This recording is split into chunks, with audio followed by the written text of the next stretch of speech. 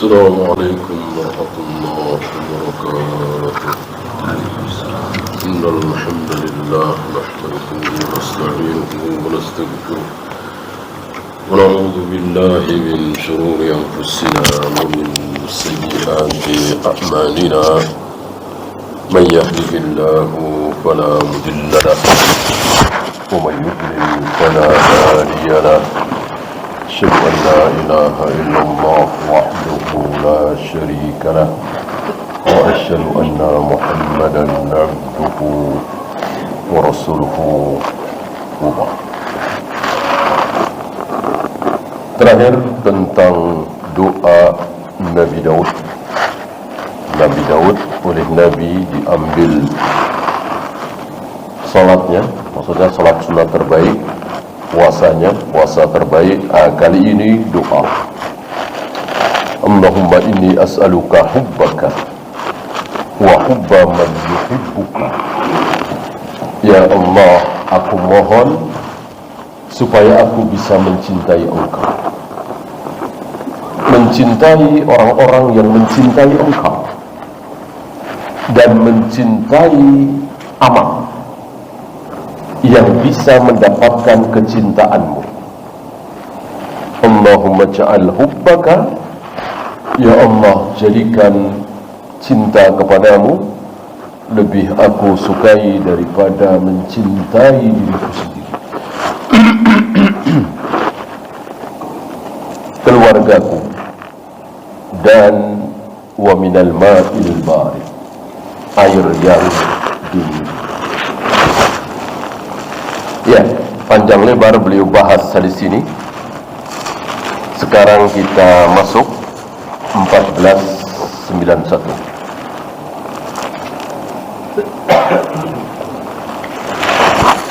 Wa an Anas radhiyallahu anhu qala Rasulullah sallallahu alaihi wasallam, alizzu biyadal jalali wal ikram. Alizzu ay alzimu, sering-seringlah, perbanyaklah, lazimkanlah ucapan ya dzal jalali wal ikram, wahai zat yang memiliki keagungan dan kemuliaan. Ya dzal jalali wal ikram, Allah suka dipuji. Ini salah satu pujian.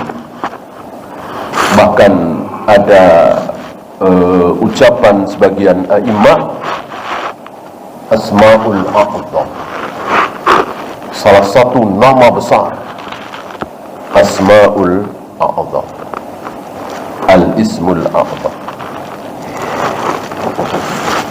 Ya, hadis ini diriwayatkan oleh Al-Imam At-Tirmidzi, An-Nasa'i, Hakim, dan beliau mengatakan hadithun sahihul isnad. Lumayan panjang beliau bahas sanad hadis ini. Intinya hadis ini bisa dijadikan hujjah. Maka beliau mengeluarkan dua faedah. Yang pertama, al-haddu 'ala al-iktsari min hadhihi ad-da'wati wa iltizamiha. Anjuran untuk memperbanyak ucapan ini, seruan ini, ya dzal jalali wal ikram. Antum ingin diberi anak, diberi tambahan rezeki, disembuhkan sakitnya, dan seterusnya, perbanyak ucapan ya dzal jalali wal ikram, ya dzal jalali wal ikram. Sekali lagi, Allah senang kalau dipuji.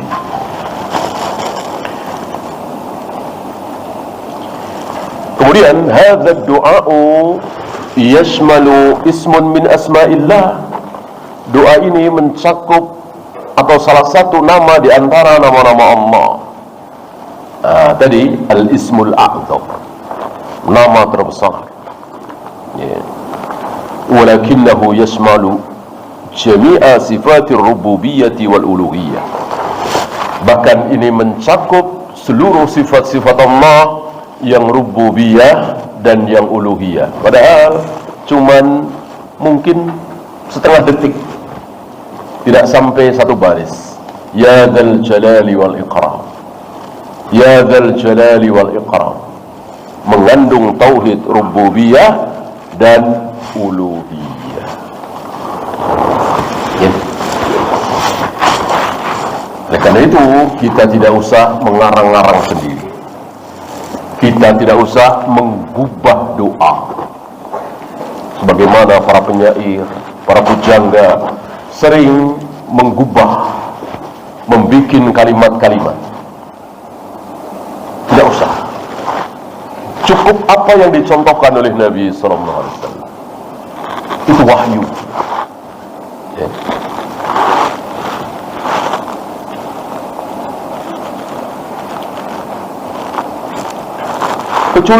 Kecuali urusan lain yang Rasulullah tidak pernah mencontohkan. Nah, silakan. Ya. Bahasa-bahasa yang indah, bagus, enak didengar, silakan. Tapi kalau Rasulullah sudah mencontohkan, ngapain kita ngarang-ngarang sendiri? Yang dari Nabi tentu yang terbaik. Ya dzal jalali wal ikram. Ya, kita lanjutkan 1492. Wa an Abi Umamah Al-Bahili radhiyallahu anhu qala da'a Rasulullah sallallahu alaihi wasallam bidu'ain katsirin. Abu Umamah mengatakan bahwa Rasulullah sallallahu alaihi wasallam berdoa dengan doa yang banyak sekali. Minta ini, minta itu, minta ini, minta itu. Lam nahfaz minhu syai'a. Kami tidak hafal. Pun saking banyaknya, kami enggak hafal. Qulna, lalu kami mengadu kepada Nabi, ya Rasulullah, da'auta bidu'ain katsirin. Engkau berdoa dengan doa yang banyak sekali. Lam nahfaz minhu syai'a. Kami tidak sanggup menghafalnya. Syai'a, sedikit pun. Faqal, lalu Nabi menasihati, ala adullukum ala ma yajma'u dhalika kullahu. Maukah aku tunjukkan kepada kalian apa yang bisa mencukupi bagi kalian dari semua itu? Artinya, doaku yang banyak sekali bisa terwakili dengan kalimat yang singkat. Apa? Allahumma inni as'aluka min khairi ma sa'alaka minhu nabiyyuk. Ya Allah, aku memohon kepada engkau kebaikan apa yang Nabi mohon kepada engkau. Jadi garis besarnya, pokoknya yang Rasul minta, kami juga minta, ya Allah. Gitu kira-kira. Muhammadun sallallahu alaihi wasallam, ya, yaitu nabimu, rasulmu Muhammad sallallahu alaihi wasallam. Wa a'udzu bika min syarri ma ista'adza minhu nabiyyuka Muhammadun sallallahu alaihi wasallam. Kami juga berlindung kepada engkau, ya Allah, dari keburukan yang Rasulullah Muhammad SAW juga berlindung. Pokoknya ikut-ikutan, sama. Beliau minta apa, kami juga begitu. Beliau mohon perlindungan dari apa, kami juga begitu. Wa antal musta'an wa alaikal balagh wa la haula wa la quwwata illa billah. Engkau tempat memohon pertolongan, ya Allah. Tidak ada daya, tidak ada kekuatan kecuali atas izin engkau, atas izin Allah. Rawahu Tirmidzi wa qala haditsun hasan.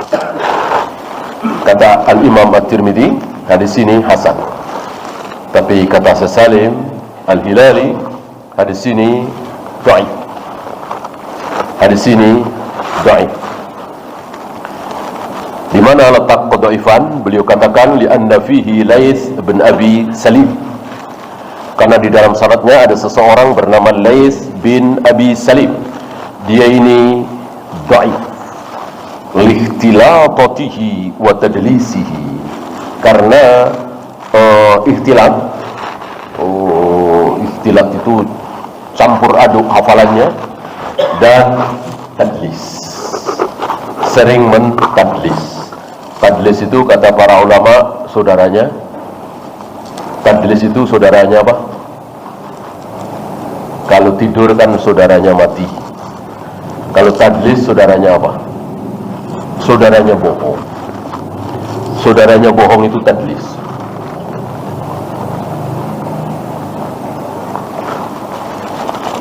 Jangankan betul-betul bohong ya, baru tadlis saja sudah tidak dipakai periwatan. Ini luar biasa para imam ahlul hadis ya. Fikul hadis, beliau mengatakan la yuhtajju bihi li dha'fihi, tidak pantas di sini dijadikan hujjah karena dhaif. Wa fi sahihi, hadis-hadis yang kemarin masih bisa dijadikan hujjah. Ini kata beliau tidak bisa dijadikan hujjah. Wa fi sahihi ma yughni anhu, di hadis-hadis sahih sudah cukup, sudah tidak perlu dengan hadis dhaif ini ya. Kemudian beliau akhiri dengan walillahil hamdu min qablu wa min ba'd, segala puji bagi Allah sebelum dan sesudah. Ya, sekarang hadis terakhir dari bab dari kitab Ad-Da'wah. Habis ini kita pindah bab ya.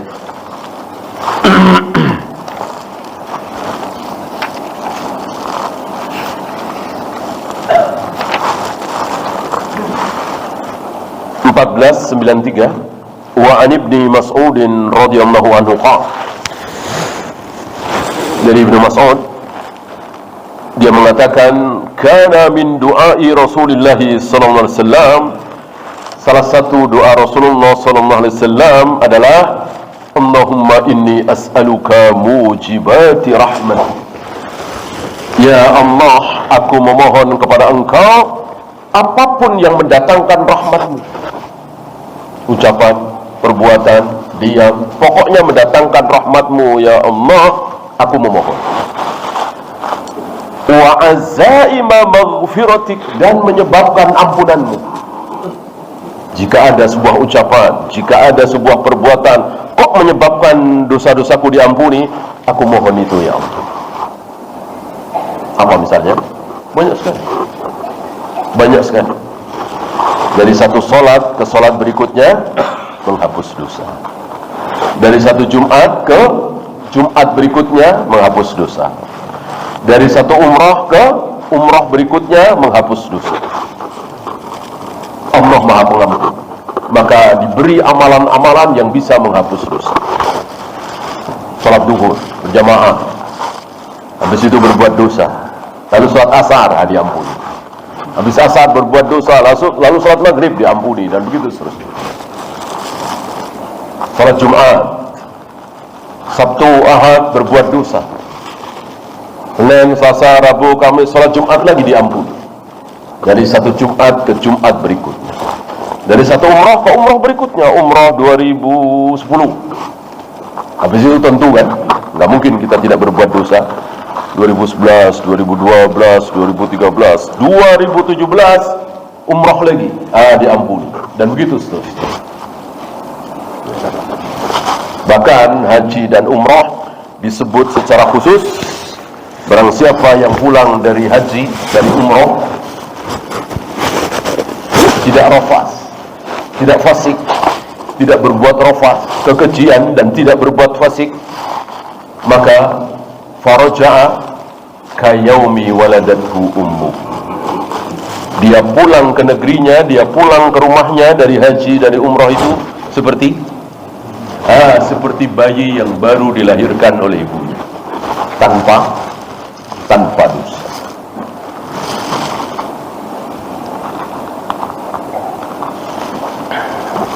Dan Allah berjanji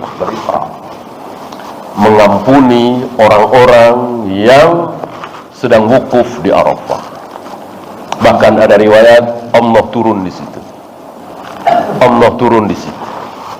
Dan hari di mana kaum muslimin wukuf di Arafah adalah hari yang paling paling menakutkan bagi iblis. Iblis ketakutan luar biasa di hari Arafah. Oleh karena itu Allah Maha Pemurah, jangan hanya yang sedang wukuf yang mendapatkan kebaikan, yang tidak sedang wukuf pun ikut mendapatkan. Yang tidak sedang wukuf juga ikut mendapatkan kebaikan itu dengan cara berpuasa. Yang sedang wukuf jangan berpuasa, ada larangan. Yang puasa siapa? Yang tidak sedang wukuf. Tentu puasanya berbarengan dengan wukuf di Arafah. Udah jelas ya? Jelaskan, sahih, sari, terang benderang. Puasa Arafah berbarengan dengan wukuf di Arafah.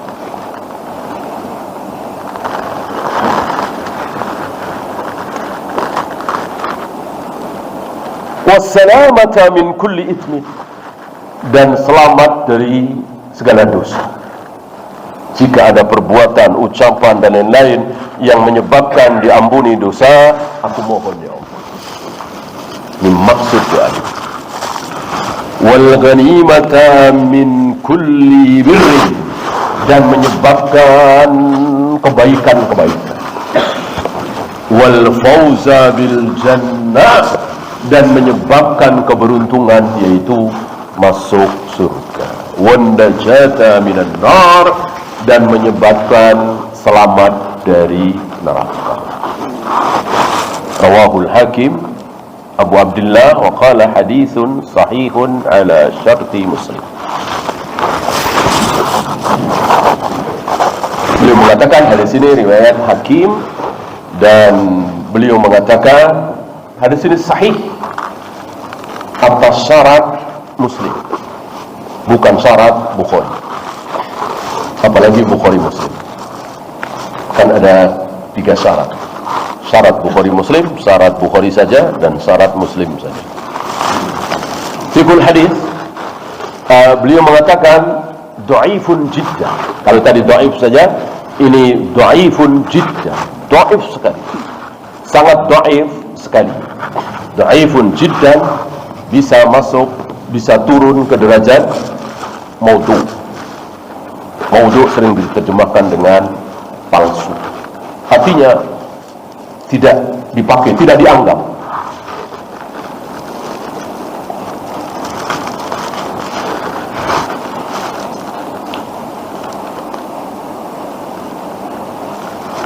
Bi isnadin wahin, kata beliau, karena isnadnya, di dalam sanadnya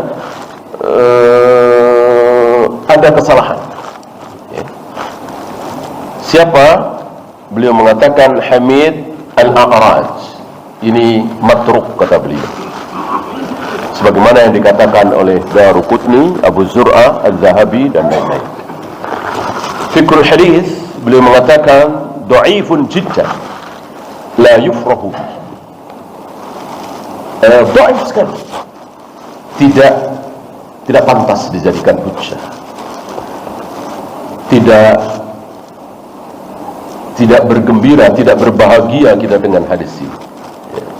Wa qad aghnana Allahu bima sahha an Rasulillah sallallahu alaihi wasallam anil wahiyah. Sementara Allah telah mencukupi kita dengan hadis-hadis sahih. Jadi 2 hadis terakhir ini beliau tidak pakai sebagai hujjah, maka beliau tidak menurunkan fawaid sama sekali. Ya, kita masuk bab baru 251. Fadlud du'ai bi dhahril ghaib. Keutamaan berdoa secara gaib. Apa maksud secara gaib? Yang kita doakan dia tidak tahu. Gitu. Antum terlilit hutang, saya tahu. Antum nggak bilang-bilang, saya tahu. Tanpa sepengetahuan antum, saya berdoa kepada Allah supaya Allah membebaskan hutang antum. Itu yang dimaksud min dhahril ghaib.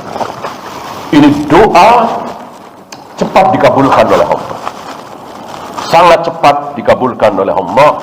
Doa bi dhahril ghaib, secara gaib, bukan di depan orangnya.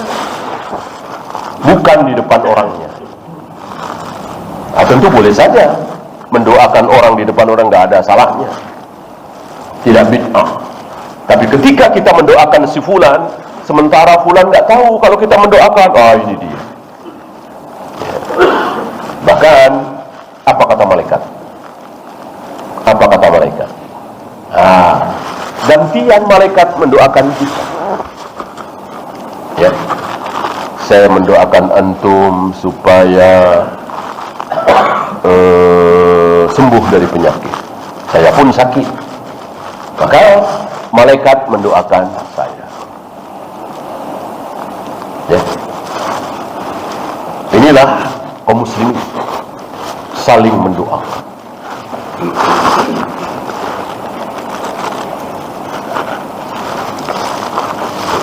Imam Ahmad berapa tahun? Imam Ahmad mendoakan Imam Syafi'i berapa tahun? 40 tahun. Terus tidak bosan mendoakan Imam Syafi'i. Tentu tidak di depan Imam Syafi'i. Ya. Qadhi Iyad dan lain-lain mendoakan Harun Ar-Rasyid. Harun Ar-Rasyid nggak tahu. Beberapa muridnya, sahabatnya tahu. Ya Allah, panjangkanlah umur Harun Ar-Rasyid. Ya Allah, panjangkanlah umur Harun Ar-Rasyid. Ya Allah, panjangkanlah umur Harun Ar-Rasyid. Ya. Orang bertanya-tanya, kenapa? Kenapa? Setelah Harun Ar-Rasyid wafat, baru tahu. Ini bukan berarti beliau mengetahui hal yang gaib, enggak. Yang mengetahui hal yang gaib hanya para nabi, para rasul. Itu pun dikasih tahu oleh Allah. Kalau tidak dikasih tahu, ya para nabi, para rasul, bahkan Nabi Muhammad SAW tidak tahu, kan? Tidak tahu. Dikasih tahu baru tahu. Adapun selain nabi, selain rasul, nggak mungkin. Alimul ghaibi wala yuzhiru ala ghaibihi ahad illa man irtada min rasul.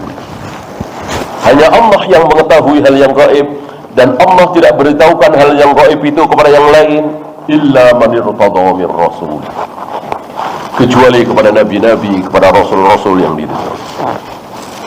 Oleh karena itu beliau tidak jelas, tidak mengetahui hal yang gaib. Tapi beliau diberi firasat oleh Allah untuk berdoa memanjangkan umur Harun Ar-Rasyid. Ya Allah, panjangkanlah umur Harun Ar-Rasyid. Setelah Harun Ar-Rasyid wafat, orang-orang pada tahu ternyata Harun Ar-Rasyid adalah khalifah terakhir.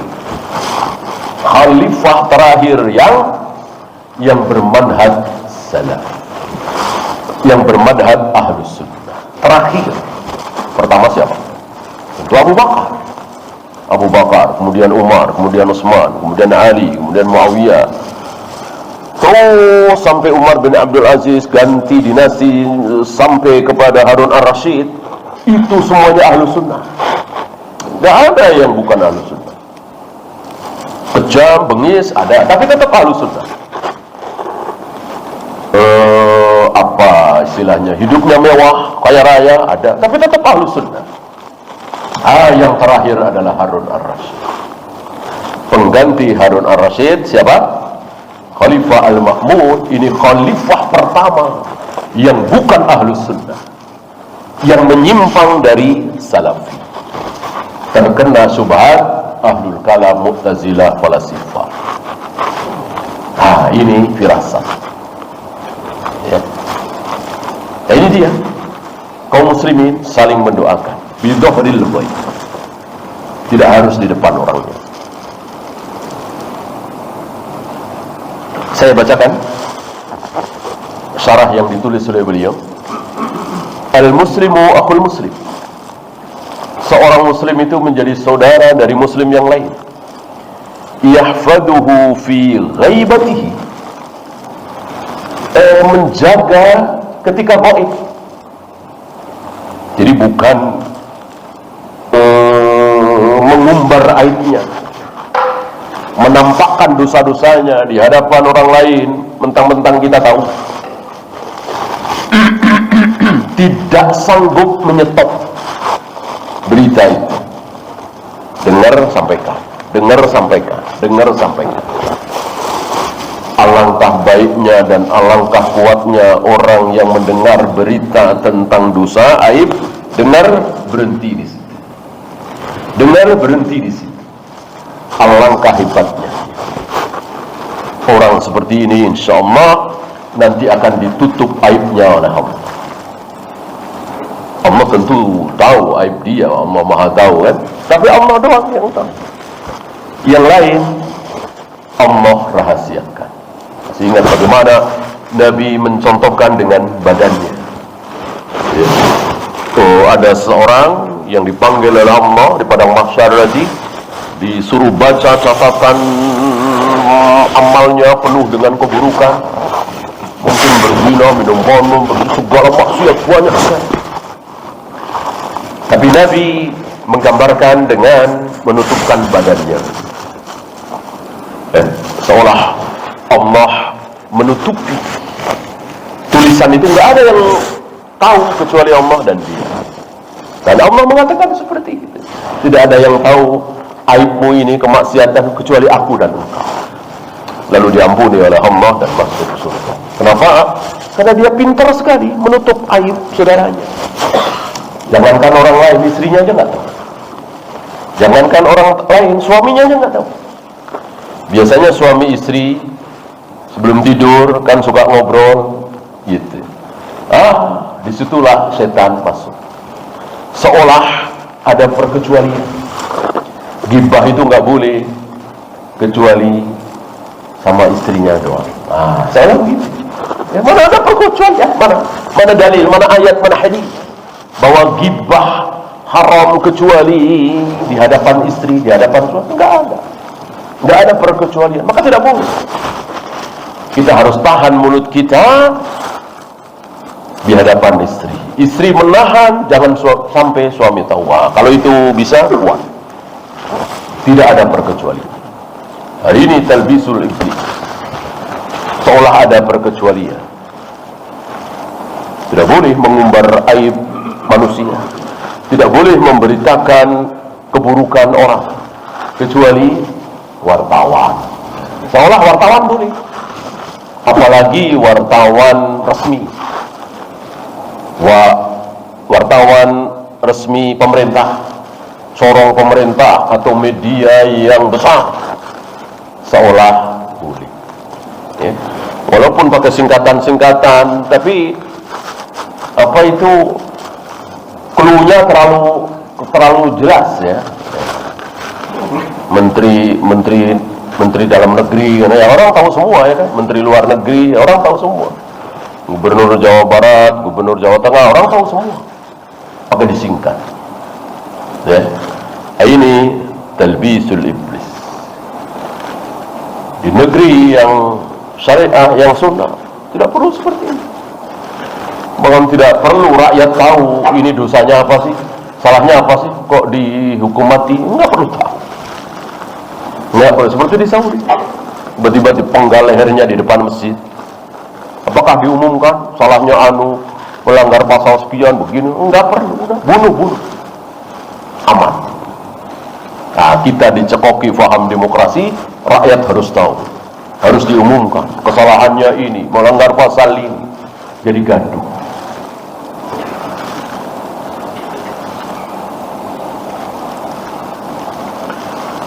Kemudian beliau membawakan ayat dalam suratul Hasyr, qala Allah Ta'ala, walladzina ja'u min ba'dihi, orang-orang yang datang setelah mereka.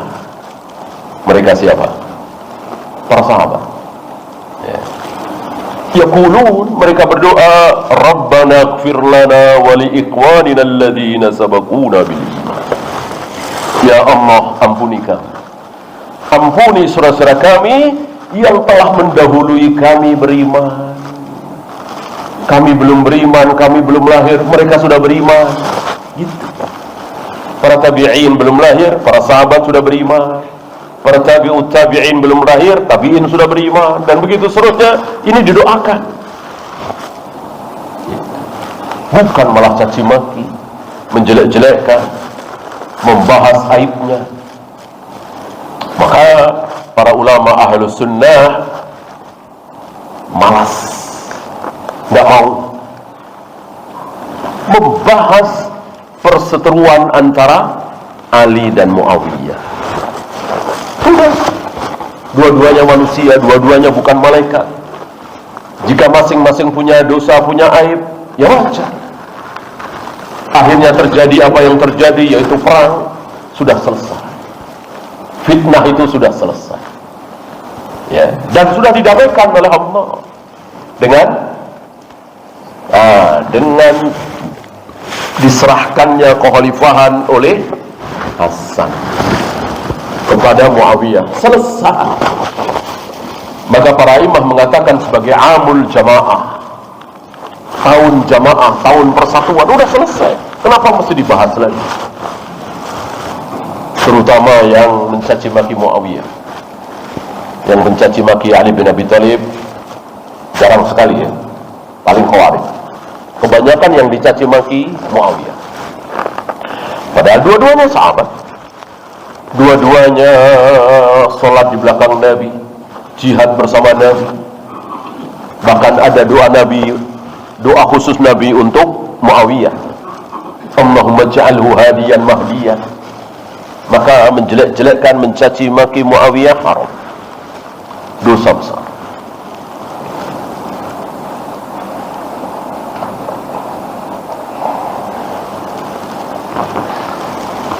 Kemudian ayat wasabiqunal awwaluna minal muhajirin wal ansar. Ini lebih jelas bahwa as-sabiqunal awwalun, yang awal-awal masuk Islam, yaitu orang-orang muhajirin, orang-orang ansar, walladzina tabauhum bi ihsan, dan yang mengikuti mereka dengan kebaikan.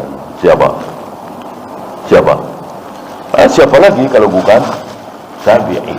Tabi'in itu mengikuti muhajirin dan ansar, mengikuti para sahabat dalam kebaikan, bi ihsan. Oleh karena itu yang tidak mengikuti bi ihsan, ya coret,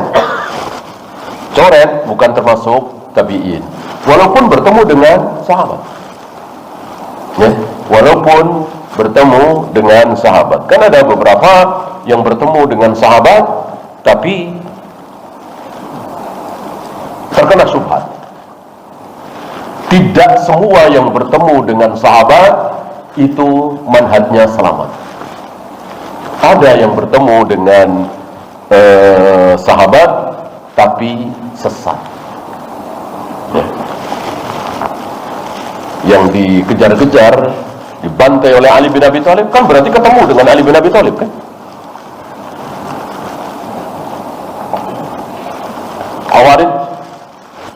Khawarij itu secara zaman tabi'in bukan?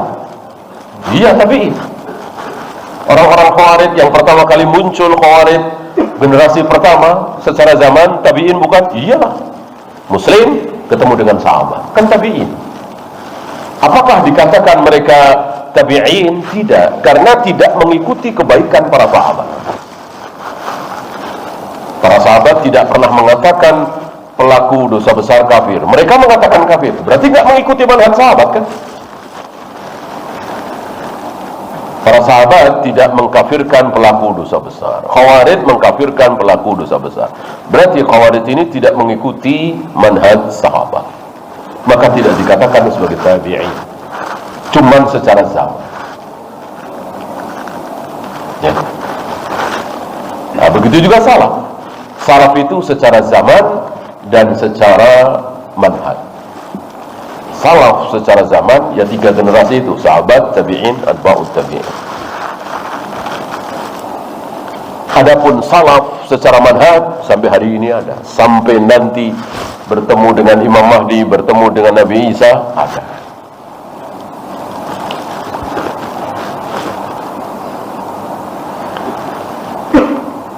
Nah, kita akan melihat bagaimana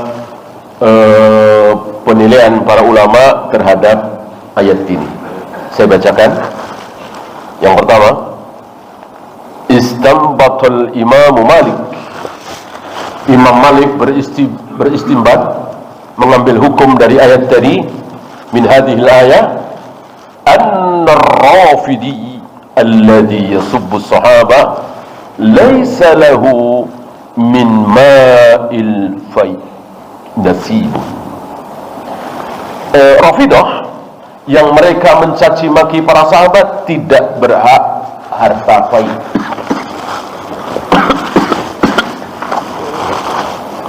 Ghanimah ini ada macam-macamnya.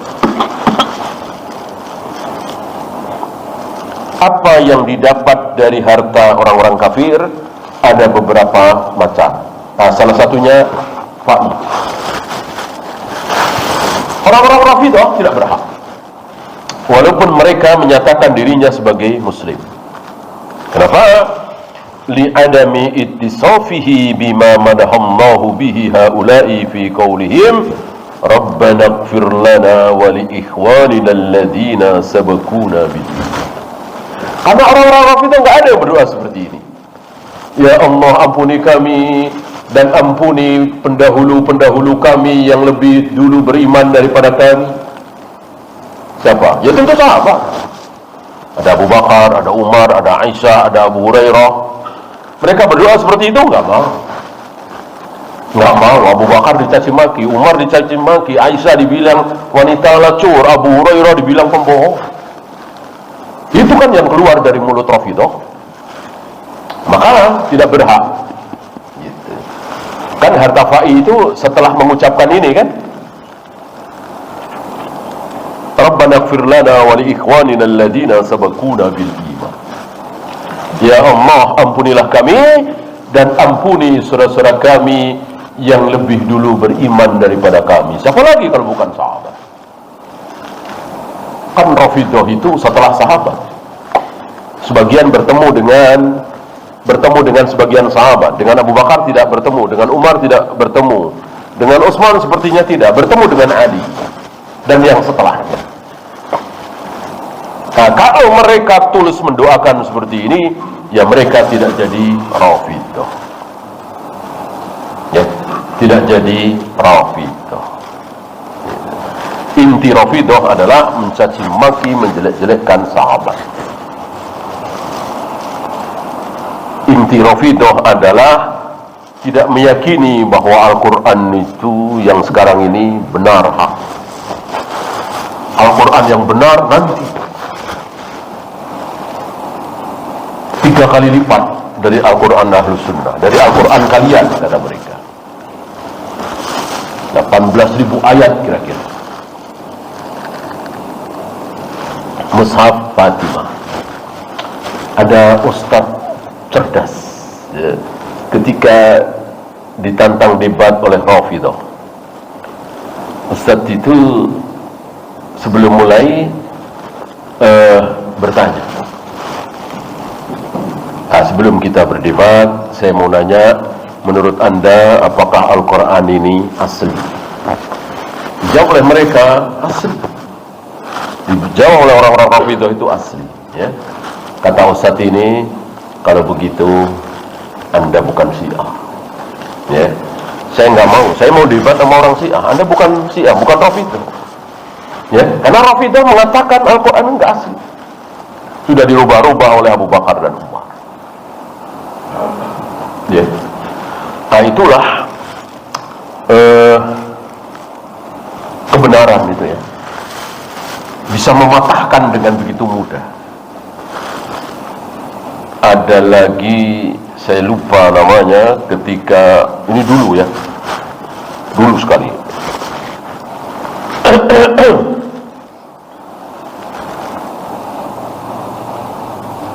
Ketika sama ditantang debat oleh Syiah Rafidah, dia sengaja telat. Masuk ke dalam itu, entah masjid atau apa, sepertinya ada khalifah di situ atau amir. Dia bawa sendalnya dibawa masuk. Orang-orang pada nanya, ngapain sendalnya dibawa masuk? Orang lepas sendal semua. Dia mengatakan, saya mendengar dulu di zaman Rasul, orang-orang Syiah Rafidah suka nyuri sendal gitu. Makanya saya bawa masuk. Kata orang Rafidah, ketawa, mana ada Rafidah, mana ada Syiah di zaman Nabi gitu. Di zaman Nabi belum ada Syiah ya. Kalau begitu perdebatan kita selesai ya. Berarti Anda mengakui batil. Orang nggak ada di zaman Nabi. Ya, Anda itu belum ada di zaman Nabi. Berarti Anda mengada-ada. Ya, perdebatan kita selesai. Karena memang Rafidhah Syiah tidak ada di zaman Nabi, Anda mengakui. Nah begitu kira-kira. Kebenaran itu bisa membungkam. Ya, kebenaran itu sederhana. Justru yang tidak benar itu bertele-tele. Ngomongnya muter-muter bertele-tele. Ya. Bawakan ayat, bawakan hadis, tapi nggak nyambung. Tapi kebenaran satu kalimat membungkam. Ya.